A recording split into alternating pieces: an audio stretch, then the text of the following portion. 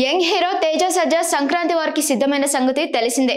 అతడు కథానాయకుడిగా ప్రశాంత్ వర్మ తెరకెక్కించిన సూపర్ హీరో చిత్రం హనుమాన్. ఈ సినిమా భారీ అంచనాలతో రిలీజ్ అవుతుంది. ప్రచార చిత్రాల్లోనే సినిమాకి పాజిటివ్ బజ్ మొదలైంది.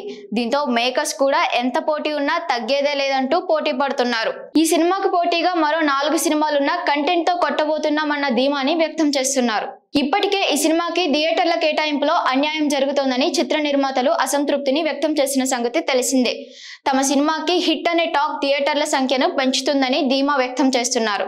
ఈ నేపథ్యంలో తాజాగా సినిమా గురించి మరిన్ని ఆసక్తికర విషయాలు దర్శకుడు ప్రశాంత్ వర్మ పంచుకున్నారు. తేజతో ఈ సినిమా ఐడియా ఎలా వచ్చింది, అతడి విజన్ ఏమిటి, ఏం చూపించబోతున్నాడు వంటి విషయాలు పంచుకున్నారు. అవేంటో ఆయన మాటల్లోనే తెలుసుకుందాం.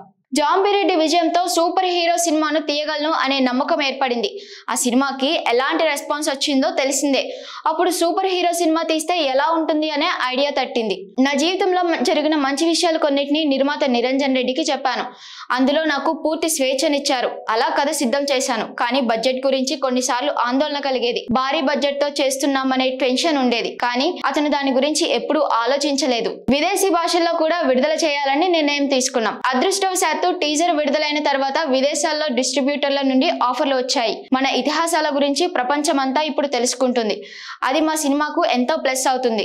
తేజ తన పాత్రని చాలా బాగా చేశాడు. ఆ పాత్రకి తను మాత్రమే సూట్ అవుతాడని రిలీజ్ అయిన తర్వాత ప్రేక్షకులు అందరూ అంటారు అని అన్నారు.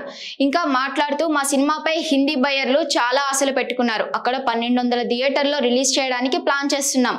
కానీ తెలుగులో మాకు కేవలం 50 థియేటర్లే దొరుకుతున్నాయి. 50 థియేటర్ల కోసం 1200 థియేటర్లను వదులుకోలేం కదా అని అన్నారు. ఇక తదుపరి ప్రాజెక్టుల గురించి రివీల్ చేశారు. నాకు అనేక ప్రణాళికలు ఉన్నాయి. హనుమాన్ విడుదల తర్వాత వాటిపై నిర్ణయం తీసుకుంటా. హనుమాన్ కి సీక్వెల్ గా చేయడానికి ప్లాన్ చేస్తున్నాను. అలాగే ఒక సూపర్ ఉమెన్ స్టోరీ కూడా ఉంది.